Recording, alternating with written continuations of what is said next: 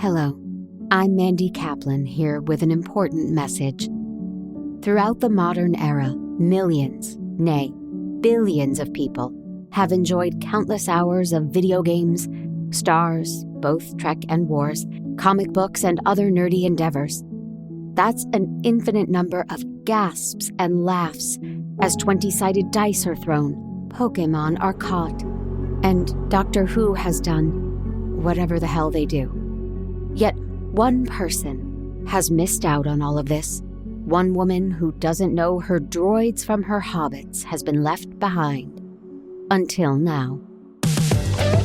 That's right. I'm trading in my Taylor Swift and Housewives for superheroes and Wookiees as I finally embrace all things sci-fi and fantasy on my podcast, Make Me a Nerd, with Mandy Kaplan. Each week, a passionate guest will try to baptize me into the world of nerdery as they share one of these iconic entities that I have somehow missed. And you can help. For just $5 a month or $55 a year, you can become a member. For your generous donation, which is less than a new Tesla, you'll not only be supporting my mission, you'll get early access to episodes, bonus content, and more stuff I haven't thought of yet. So please, join me wherever you podcast as I finally learn what all the fuss has been about and see if going through this nerd-education will, in fact, make me a nerd. Or, as they say in Klingon, who am I kidding?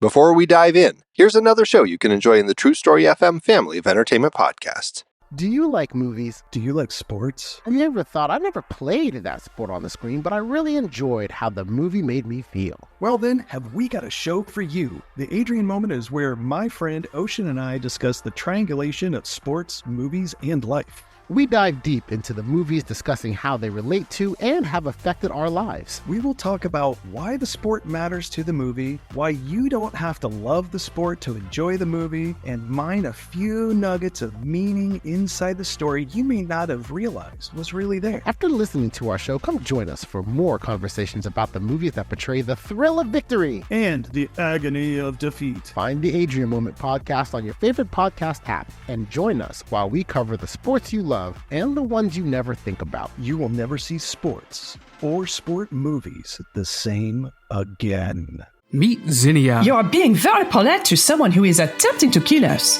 Her wife, Saffron. You know I'm wildly, madly in love with you.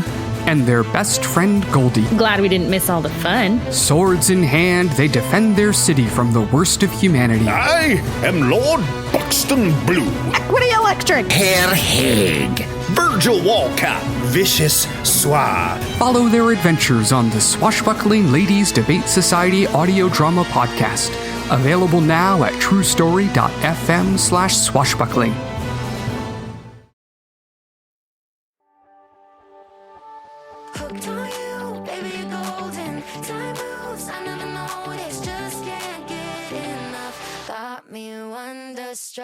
Hello, everybody, and welcome to Make Me a Nerd. I'm Mandy Kaplan, a mainstream mom, a Swiftie, a fantasy football lover, and this is my mission to explore the world of all things nerd culture. And there's nothing nerdier than Star Wars, and there's truly nothing nerdier than the Star Wars Holiday Special of 1978. I am honored and thrilled that I have one of the writers of that show and the writer of the hilarious, charming, full of Hollywood dirt book, It Seemed Like a Bad Idea at the Time. This is writer, actor, EGOT winner, nominee. Yes, all of it. Everybody, it's Bruce Vilanch. Hey there. Well, I'm the EGOT of the award show writers. I've written all the writing them. of them. Emmys, Grammys, Oscars, Tonys. I've written a bunch of all of those. I'm the EGOT of having seen them all. I have watched all those shows. Bigger group. Bigger group, the way it goes. So first I have to ask you, do you consider yourself a nerd? Well, in some areas, yeah. I mean, I think we all are in some kind of areas. I mean, I'm a Titanic nerd. Only because when I was 9 years old, the book Night You Remember came out, and I was mesmerized by it. And ever since then, I've been, and who knew the Titanic would continue to mesmerize people long after that? That was just the beginning. Also mesmerized back then was James Cameron, which was why we wind up where we are. But so I'm a nerd about certain things, yeah, and his little OCD working, and that kind of plays into nerdiness. I guess it's like I guess the definition of it almost is it's something that you're passionate about, but not necessarily proud of being passionate about, because it seems kind of picayune and kind of special, and not exactly a mainstream thing. And I suppose that in our instance, unless of course it's the old high school definition of a nerd is the kid picking his nose and drooling and all that. Right, which I did this morning. But I think that it's become so much more beloved and acceptable to say I'm a nerd. People wear it as a badge of honor, whereas they used to hide it. And, I don't want anyone to know I collect action figures and I obsess over my comic books. Now people are proud. And look, that's what it took for me to jump on the bandwagon. Here I am. Maybe it's because you can actually monetize it now. You can get that comic book collection on eBay and retire. Yes, but most of my guests wouldn't dream of selling. When I interview them and they have, all of their action figures behind them. That's kingdom of nerddom. Right. So you were not into superheroes growing up, or sci-fi, or? No, I was a gay kid. I was into Katie Keene. She was my comic idol. And I like Archie and Veronica, that kind of stuff. I was never, it was the 50s, and so Superman was huge. And I had a nod to all of that stuff, but I wasn't really all that interested. But I was a kid, so. Right. And did you always love music and musicals? Because a lot of your career has been. Oh, yeah. My mother was kind of a showgirl monkey. She wanted to be a showgirl, but she married a doctor instead. And he was a guy who loved showgirls and musicals. And so he had invested money, and we lived in Jersey. And so we would go into New York to Broadway to see things. So I kind of grew up in that atmosphere, and I loved it. I mean, it was clear that's what I wanted to do from very early on. And while we're on musicals, because I didn't realize how much of a background you have until I listened to your hilarious book. Do you compose, or do you simply do lyrics, or all of it? I've done lyrics, but I'm not a career lyricist. I mean, I wrote a couple of songs for one thing or another, and a lot of parody lyrics I've written. Yeah. But so I'm not really, but I've had enough success with some of the songs that, I could say, well, I built that room off of that song, so that's okay. But I'm a writer. I'm just more of a writer who collaborates with composers and lyricists. And what made you want to write this book, aside from the chance to get on my podcast? Well, it started with podcasts during COVID when everybody was on lockdown. I was doing all these podcasts that sprung up because we were all anchored to the internet. And there were all these people who were way younger than I am asking me about these disastrous TV shows I wrote in the 70s that they had encountered on YouTube, which I didn't realize were on YouTube.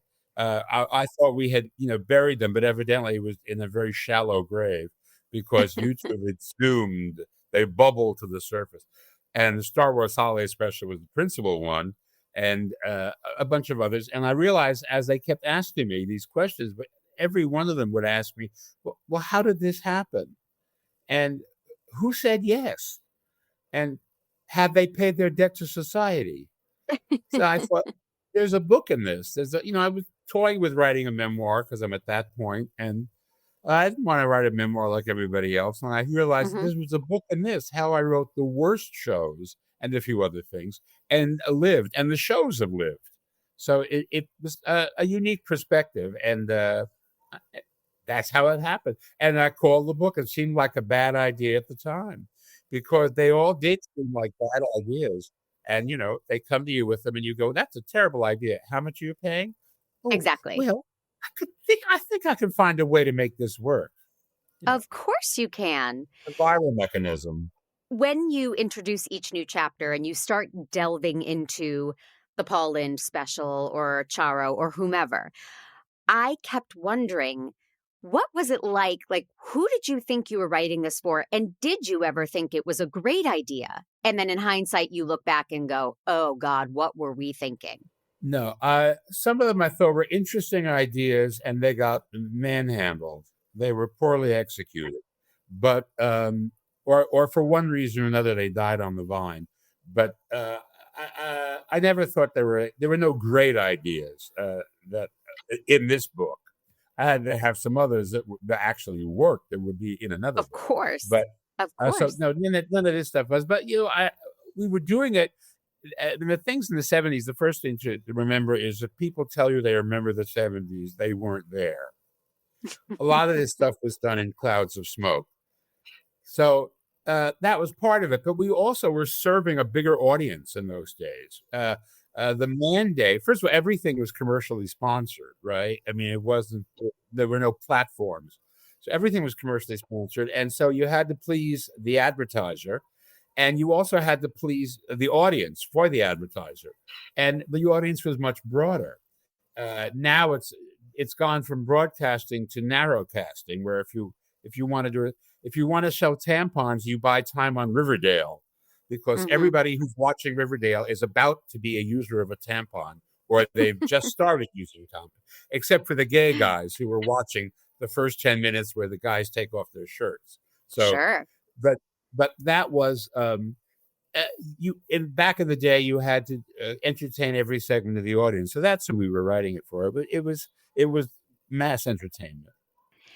Okay, so you're writing for everybody, and this Star Wars holiday special starts to come into focus.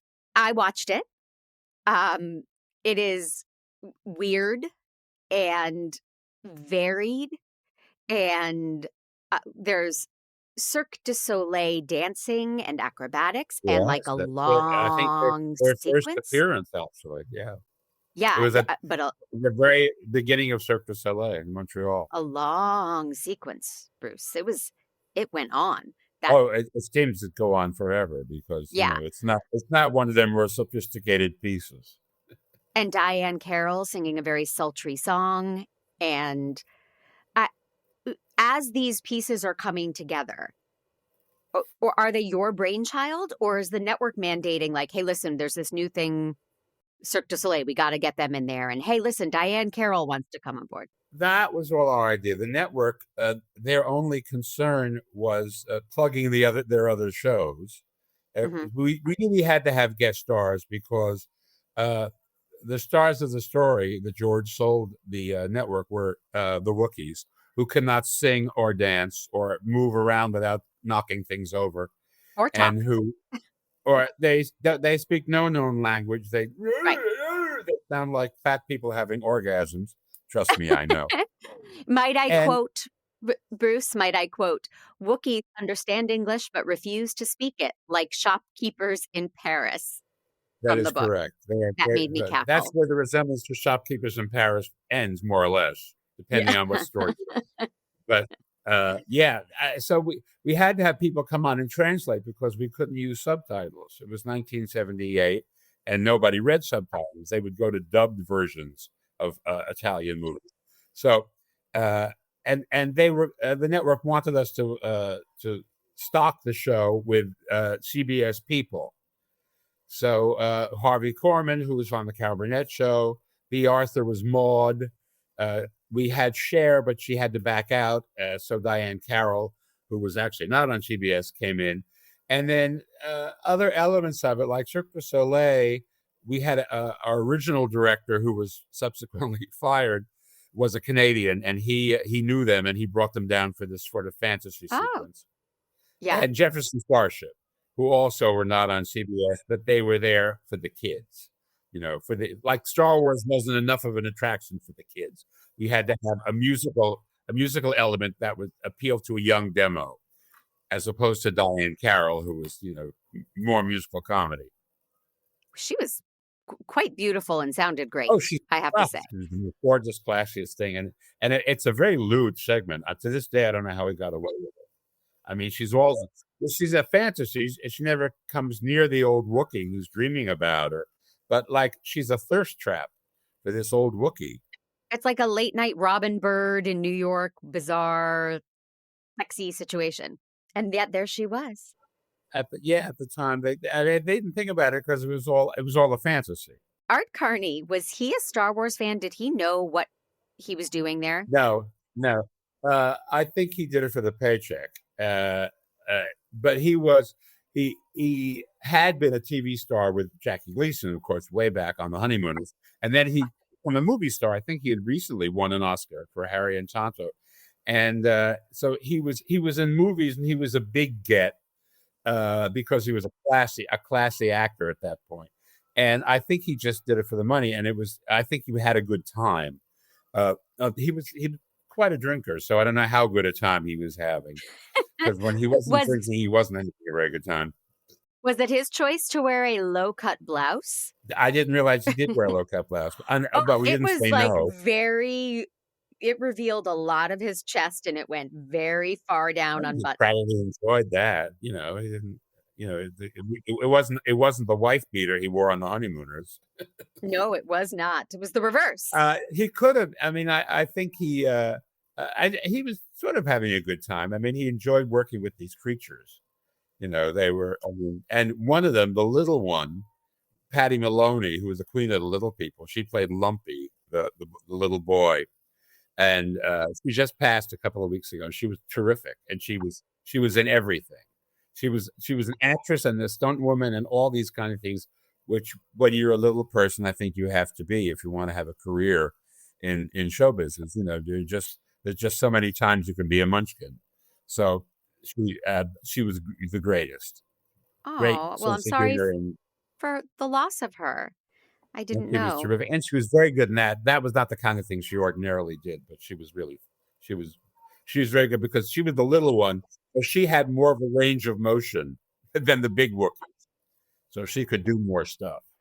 And for a guy who is so witty and such a wordsmith, what was it like writing for characters who don't speak at all? Well, you're actually writing for the translator, to say, they can go, and the translator would say, "Oh, I'm sorry, your bunions are hurting again." That was that kind of thing. So you were writing for Art Carney, or in the case of Bea Arthur, she was running the bar on Tatooine, the cantina, and she was having a flirtatious relationship with Harvey Korman, who was an alien who had a hole in his head where she would pour the drinks.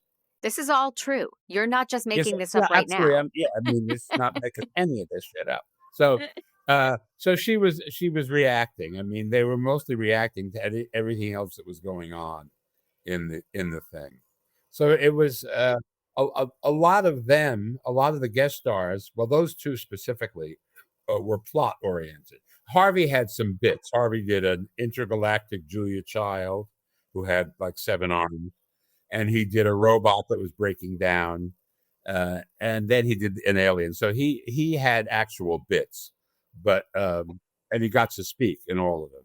So he was a different animal. And somehow, Bea Arthur, who I thought you would smell the "I'm phoning this in for the paycheck" coming off of her. I don't think you do. I think she sold it. Bea was always very committed to anything she did. She was wonderful. She did it because she wanted to do something musical. Because and she I liked the song. Oh yeah, well that was a song written for her by Kennemitzi Welch, and it was very up. She wanted to do a song that by Bertolt Brecht and Kurt Weill that she had sung in the Threepenny Opera, which she was her big break off Broadway in the 50s. Mm-hmm. And then, of course, she went from that to Fiddler on the Roof to being the original Yenta the Matchmaker. She was Yenta. Where she won the Tony. Yep. So she wanted to actually have a showcase where she could sing, but she wanted to do that song. But the Brecht estate said 9, which was not how much they wanted. It was just 9. No. So they didn't feature that song being sung to a room full of aliens. But she sang a song called "Good Night and Not Goodbye" or something. Good night and like goodbye. It was kind of on the "Those Were the Days, my friend." Yes, that kind of it sounded very much like that.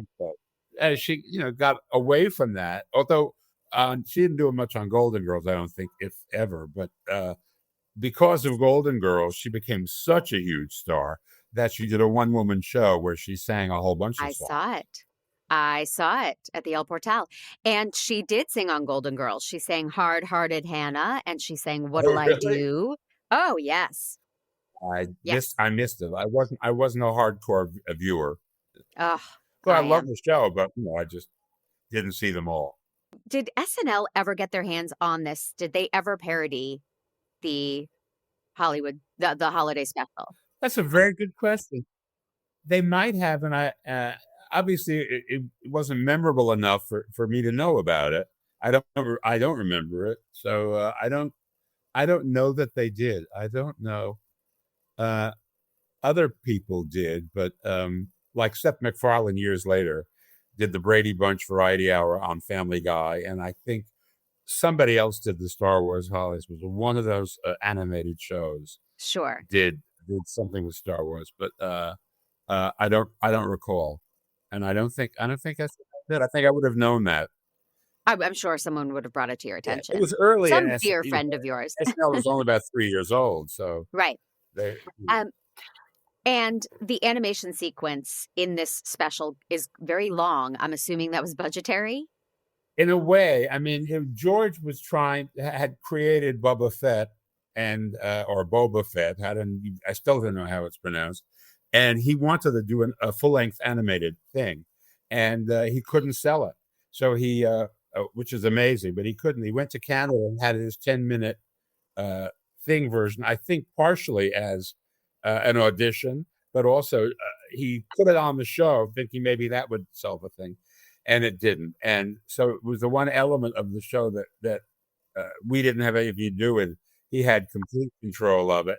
And of course, and it didn't make a ripple, but many years later, 40 years later, when he made his deal at Disney Plus, he put on a Boba Fett show on the Disney Plus platform. He sold his company to Disney and had That's the Mandalorian and Andor. Andora's the hook. It's Andor, yes. So he's got all of those shows, and he folded Boba Fett into that. So Boba Fett is the one surviving element of the show, except for Life Day, which he invented for our show, and that never caught on. And he finally sold, in his Disney thing, made a Star Wars holiday special with Legos, and they were celebrating Life Day. In the interim, the fans, the Star Wars nerds, created May the 4th Be With You on May 4th, coming up very soon. And that is like Star Wars Day. But George has, I believe, studiously stayed away from the cult because he has felt their wrath when he's done something of which they do not approve, like the Star Wars Holiday Special. It's scary. It's scary when the faithful get up in arms. And at the time, after this thing aired, what was the reaction in Hollywood? Not on the streets, but when you had meetings after that, did people say, "Oh, fantastic, you worked on that"? No, it was one of many crazy specials. It was no worse than Wayne Newton at SeaWorld, where he sang with an orca, or Cole Porter in Paris with Connie Stevens as your host, that noted interpreter of Cole Porter's songs. There were all of these crazy things being done. And the reviews were like half and half. Some of them thought it was fun and some of them thought it was ridiculous. But nobody thought it was a crime against humanity. The ratings were good. It did the job that it was supposed to do. And everybody moved on to the next thing. It was only when the internet came in and a generation who had then seen the first 3 Star Wars movies and worshiped them, and it had become the Scientology of the nerds, and they had epic beliefs about the canon, and they were they attacked George when they saw this, saying, "How could you betray us like this with this schlock?" And of course they objected to the cheesy sets, which of course weren't terribly cheesy, but they just weren't like the sets in the movies because we didn't have that budget. If you discover this special in the year 2010, the sets do look cheesy because they were 30 years old and low budget, but at the time. And they objected to turning the Wookiees into a sitcom, into the show about the tender domestic life of the Wookiees. That was not what the Wookiees represented to them. And no matter how much mysticism and booga booga he attached to the Wookiees in the story that he pitched for the holiday special, they weren't buying it. They're not interested. Well, you can't win them all. It's funny that you mentioned Wayne Newton singing with an orca, because in this special, Bea Arthur sang with an ROUS. Do you remember that reference from The Princess Bride? A rodent of unusual size. Oh, is that? No, I don't, but thank you. She sings with this giant rodent in the bar. Oh, yeah. Well, we had we couldn't use any of the old Star Wars aliens, and George had a new batch. He was about to start shooting The Empire Strikes Back, and we couldn't use any of those.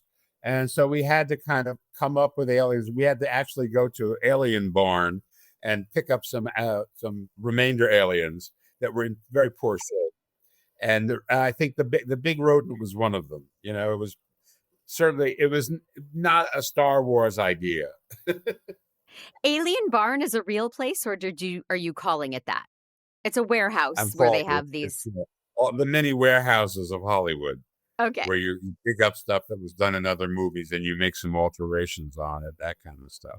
Well, now I want to go to a place called Alien Barn. That sounds hilarious and scary. But you can go to the Scums and Villains bar on Hollywood Boulevard. I'm not familiar, Bruce. There is a bar down the street from the Pantages around Hollywood and Cahuenga called Scums and Villains. And it's all Star Wars villains, basically, is the theme. Oh. And there are lots of Star Wars drinks.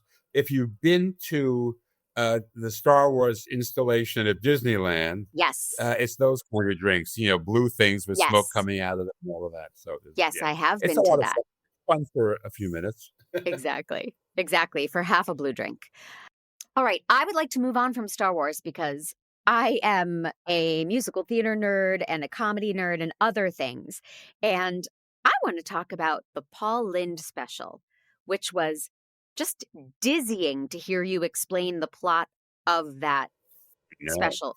Well, there were several. There were 7 Paul Lynde specials, but this was the Paul Lynde Halloween special. Yes. Which was the second one, because the first one, or it may have been the third one, because the first one was very big and the second one, the ratings were off. And so they said, we think you're not really a host like, Ed Sullivan or that kind of thing.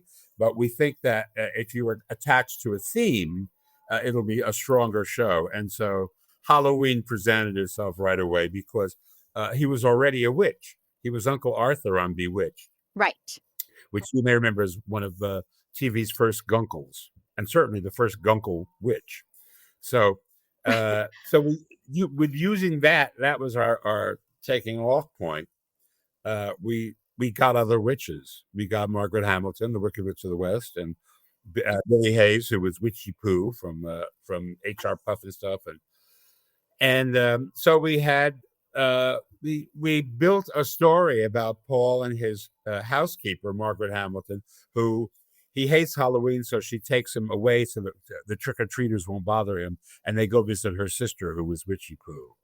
And, of course, he discovers he's in Bloomsbury Manor, and he's surrounded by Halloween. And the other conceit of the story was Betty White, who flies in. She's Glinda, and this is before Glinda was Galinda. This is back when she was plain old Glinda. And she flies in with her bubble, and she says that the witches want to hire him because he's so famous to clean up their image. And he doesn't want to do that, but they say they will grant him 3 wishes. And that was how we had 3 different sketch ideas and musical ideas, because he had 3 different things he could wish for that would turn into that. So that was how we concocted a special that would involve music and dance and Halloween and Paul doing different characters and all of that. It was all a construct. And he gets the girl who is Pinky Tuscadero. Am I remembering that right? He gets the girl. He gets, Pinky Tuscadero, Roz Kelly, who was Fonzie's girlfriend on Happy Day. And he's in a competition with Tim Conway. They're both truckers because trucking was very big. Convoy was number one record. And, Paul as the rhinestone trucker looking kind of like Wolfman Jack going, breaker, breaker. That was very funny. At the time, big laughs. So it's totally surreal. And of course, what really put it over was Kiss. That was a musical number for the younger demographic, like Jefferson Starship was on Star Wars. And they, truthfully, they'd never been on television, and nobody never really knew who they were. But the producer said, well, look, they're in Halloween costumes already. So they blend in perfectly. And that was why we hired them. And of course, it was their first TV appearance. And the ratings shot up because all these kids who loved Kiss had never had a chance to see them on TV. So they live-ish, not a video. So they tuned in, and it was very gratifying. And you told a great story about Paul Lynde not knowing who they were and then being immediately enthralled. He was totally, well, we went to the dress rehearsal. They were in their outfits, and Gene Simmons came up and sang to him and stuck his tongue out. And it's a famous song. I called it the red carpet to hell. And Paul looked at him, and as he walked away, Paul turned to me and said, I want to meet him. So I said, stick a fork in him. Yeah, I said to Gene, right, Paul would like you to come to this dressing room. And Gene said, it's the tongue, isn't it? I said, well, yes, it is. He said, yeah, it gets him every time. Yep. How coded was it? I mean, Paul Lynde was known to be gay amongst anyone in Hollywood, but to a lady at home who was watching Bewitched, to a housewife, she didn't know, correct? Well, she didn't know. It depended on her life experience. If she knew someone like Paul, or if she had some sort of a gay relative, she knew exactly what was happening. This was a confirmed bachelor, they used to call them.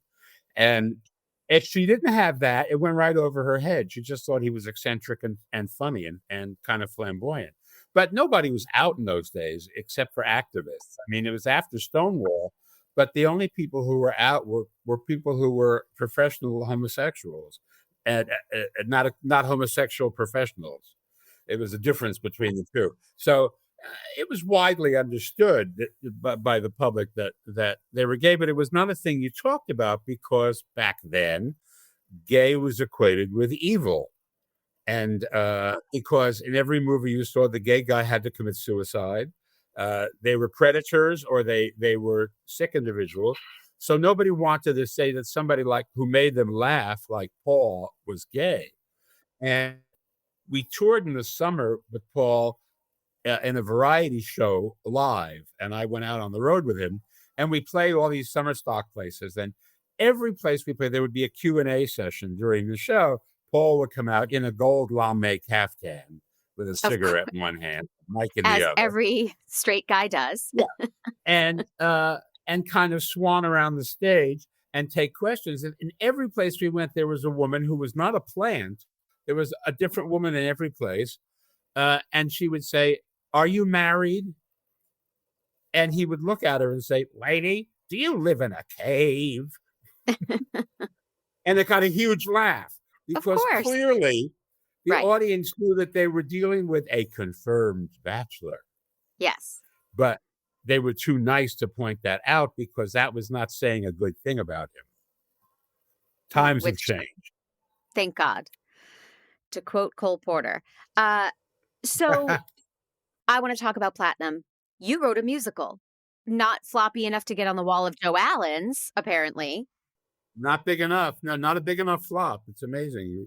It's hard to be famous and also hard to be infamous.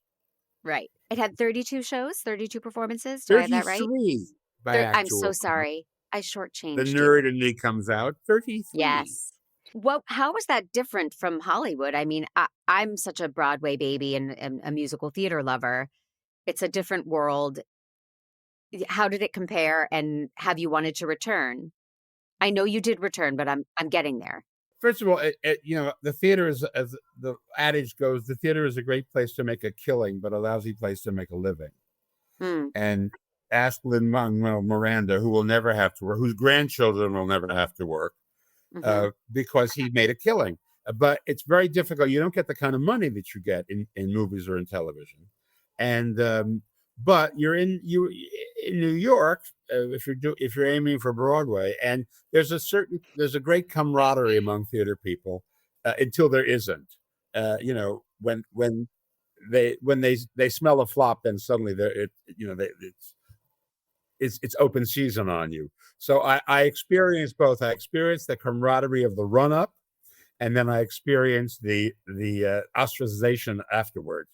So it's fascinating, but you're working with a live audience every night, and there's nothing like that. I mean, in television, that it happens on the talk shows, but it's a different animal. I mean, they know what they're getting when they go to see Stephen Colbert. They don't know what they're getting when they walk into the theater. I mean, they have an idea, and every audience is different. So it's a thrill. And you're also working with people who are in the trenches, like they're doing this thing 8 times a week, and they're making it, they're keeping it alive. So, and they're making a connection, which is different from when you're working with a camera. Absolutely. I mean, it's a back and forth with an audience. Is it available anywhere? The music or? No, not formally. I mean, there were a couple of bootlegs taken. There are no video bootlegs. There are a couple of things that were done on television. The Merv Griffin show, a couple of numbers were done on that. But, because the technology was not that sharp, and actually there was very little impetus to get anybody to film it, or to even record it. And they weren't doing archivals in those days, which they do now. The museum at Lincoln Center does an archival tape. So there are a couple of audio things, one off the soundboard and one which keeps popping up. A guy in the third row recorded it, and they kind of get marketed on eBay, I've noticed, as like, the original album. It's not the original. We couldn't make a deal. Did he drag in his reel-to-reel? How did he steal? No, but he loses a ring during the curtain call. And while they're applauding, all you hear is, my ring, where's my ring? Perfect. Yeah, I know. It's perfect coda to the whole thing. When I was Maria in West Side Story, I assume you could tell I was, in high school. Tony gets shot and I fall to the ground, and the shot scared a baby in the audience. So on this video, you hear everybody laughing hysterically because the baby starts crying after the gunshot. And I'm on stage doing my brilliant, please make it not be true. Yeah. But no one heard me. Everyone was like, a baby cried. So, oh my God. Fuck theater, it sucks. That doesn't happen on film. There's a great old theater joke like that, kind of like that. But it's slightly profane. So I'll do it anyway. But it's a guy who has one line. A cannon goes off and he comes on stage and he says, "Hark, I hear yon cannon roar." And he's rehearsing it. Hark, I hear yon hark, I hear yon cannon roar. Hark, I hear yon cannon. And finally, he gets on the stage and the cannon goes boom. And he said, "What the fuck was that?" Yeah. Jokes from summer stock, ladies and gentlemen. We're not proud. You referenced if Hitler were alive, may he be doing an out-of-town run. Yes, but you... Larry Gelbart, who was a brilliant writer and wrote Tootsie, the movie, and also wrote City of Angels, the musical. Wasn't he behind MASH? Am I crazy? He was behind MASH. He was behind A Funny Thing Happened on Our Way to the Forum. He was a great writer. And Sly Fox was another great one of his. He said, if Hitler is alive, I hope he's out of town with a musical. Yep. I love because that. Because we were out of town. We did Philadelphia and Washington, and it's insane. A lot of the best work gets done there. I mean, there are many, many stories. When I did Hairspray, when I acted in Hairspray, we played Boston, the Colonial Theater. Every show tried out there, and it's a repository, and they have a piano, and in like the ladies' room. It wasn't in the ladies' room, but they moved it into a lower lobby. And on the piano was a sign with all the songs that were written on this piano while shows were out of town, by Richard Rodgers and Frank Lesser and Stephen Sondheim, and they all wound up writing something on that piano because they had to fix, and they put in a new song. And I forget exactly which songs they were, but they're famous songs. So that's an idea of what it's like out of town. I was going to close out everything with asking about Edna Turnblad, because what a dream for you, right? It seems to combine all of your love. Every single one. And I got to star on Broadway. It was exciting. I did it for a year on the road and then a year on Broadway. Who was your beloved Tracy? A girl named Carly Gibson, who was very young and was terrific and was moved to Broadway. She replaced Marissa in Broadway Company. And then she was replaced by her understudy, a woman named Keala Settle, who became famous later as the bearded lady This is in me. The Greatest Showman. And she was called her Tropical Tracy because she's Polynesian. Yes. And part Polynesian. And of course, she's a great friend, and she's now, Keala Settle. I mean, she's all over the place. So, and then when I went to Broadway, there were, Carly was in it, and then Carly left, and Marissa came back, and then at one point, some understudies went on, one of whom is Leslie Kritzer, who's now Leslie Kritzer Rodriguez, who's a big Broadway name. She was in Beetlejuice. She was brilliant. She's terrific. I love her. She's the greatest. And Donna Vavina. I mean, they were all a bunch of girls who went on to do other things. They were understudies, and they went on at one point or another. Oh, Bruce. And when you got to that part of the book, I was emotional for you, thinking, what a culmination of everything you care about, and to get to step on stage as Edna Turnblad. I was so happy for you. It is. It's great. It's great. And it lives because, you're playing a woman. You're not playing a man being a woman like Tootsie or Doubtfire. You are playing a woman. And so you can do that now. You can get away with it. But it's also, John Waters who says it's a very subversive show. It was a subversive movie, and it's a subversive show because the audience buys that it's two men playing these parts. And but when Divine played it, Divine was a drag queen, and Divine had a drag character. But but he was a great actor, Glenn, and he changed the character in all of those John Waters movies. Now, I'm not a drag queen, so I got to just play it as a woman, and it was great fun. But when you look at Hairspray, really, the fat girl gets the hot guy, and there's an interracial couple, and it's happily ever after for everybody. So that's subversive. Hairspray is one of my favorite musicals. I think it's just perfection. And we went to go see, like, a friend's kid was in a little kid production of it recently. And I thought, well, you're not really supposed to do it in today's society unless you have the appropriate races to play the appropriate races on stage. And I can't imagine this little kids program does. So they eliminated any race from the show. And Tracy, the kids weren't allowed, certain kids weren't allowed because it was amateur day, 1 day a week. And you can't come on the show because you're an amateur. And it made me laugh every time that they couldn't say the N-word, and but there's a kids version of Avenue Q.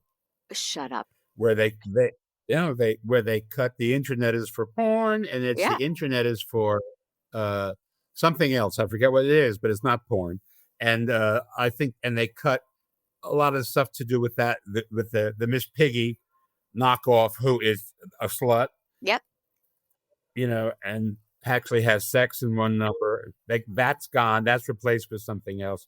But they love the idea of it's a Sesame Street parody that everybody in the audience gets because they all grew up on Sesame Street, or they're still watching Sesame Street. And Avenue Q is brilliant, but there's so much of it that would need to be watered down for a kid's version. Now I'm going to look that up. That's fantastic. Yeah, they soft pedal the gay stuff too. I forget how. But Right. They did a good job. I saw a production of it. A friend's kid was in it. Yeah. So you also wrote the Oscars, many, many of them, Yeah. and many wildly successful ones. You also were involved in the Rob Lowe incident. Not that incident, That but was the first one, yeah. That's in the book. yes. I will leave those stories for people to read in the book because you get down and dirty and explain how a lot of that stuff happened. But I wanted to ask a general question about writing stuff like that. Do you fear offending people, and how does that affect your writing? And it is these things happened so long ago that many of these people have gone, so you can't really offend them anymore. But you just have to you have to tread carefully. I mean, you have to you pick and choose. You pick your shots. Sure. I mean, I wasn't looking to get hounded by people. I wasn't looking to make people angry or make people want to, call their lawyers. But the stories are true. So, there are other witnesses who live. So I wasn't too concerned about that. But like, as you're writing an award show, do you fear, let's make a joke at so-and-so's expense? And of course, always. I mean, because, there's an audience in the house and they won't take kindly to it. I mean, if you look at Joe Coy hosting the Golden Globes, most of them did not know who he was. And here he is coming out. I mean, he has a huge audience in his world and he sells out like SoFi Stadium, right? But that's not the crowd that's at the Golden Globes. So they kind of took umbrage that he was like, making fun of what they view as his betters. So it's important when you book a show like that you have somebody who the audience respects. I mean, one of the reasons that Conan was a big success this year is because they all know him. They've all been on his show. And aside from that, his default position is self-deprecation. If a joke doesn't work, he tap dances because he views himself as a 7-foot-tall redhead freak who shouldn't be there anyway. And he's been using that for years and years. But it's very important that they'll take it from you. And if it's not mean-spirited, I mean, a lot of people were annoyed by Ricky Gervais because there's a level of meanness in everything he does. That's his brand. And again, the Golden Globes, but the Golden Globes like to stir it up because, but now they're a whole different thing than they were. The Oscars, not so much. And it's certainly not the Emmys or the Tonys. I mean, nobody wants to do any of that. So that's the tightrope act, is getting the right person who sets the right mood, the right tone for everything. Our time is coming to an end, Bruce Vilanch, but tell everybody where they can get the book. And if you all can listen to the book, I highly recommend it. The reader is fantastic. It is Bruce Vilanch himself. That would be noir. Yes. I had a good time doing it. I mean, the footnotes are missing, but other than that, it's a fun read.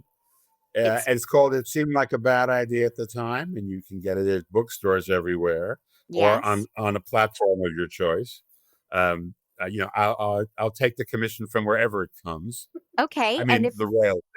If you're looking to support small business, everybody, please go to bookshop.org. And my best friend has a bookstore called Bloomsbury Books. And if you go to bookshop.org, I'll put the link in the show notes, or Pete will put the links in the show notes. That supports a small, privately owned bookstore.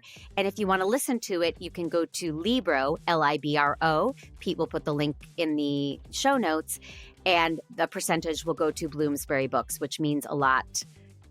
They need it more than Amazon. But if you get it on Amazon, I won't judge you. Just buy it, read it, listen to it, have it tattooed on your body, do something. It is such a joy. Bruce, you're going to stick around for another 5 minutes for our members only. You're going to play a little word association with some of these phenomenal people you've worked with. Oh, look how shy.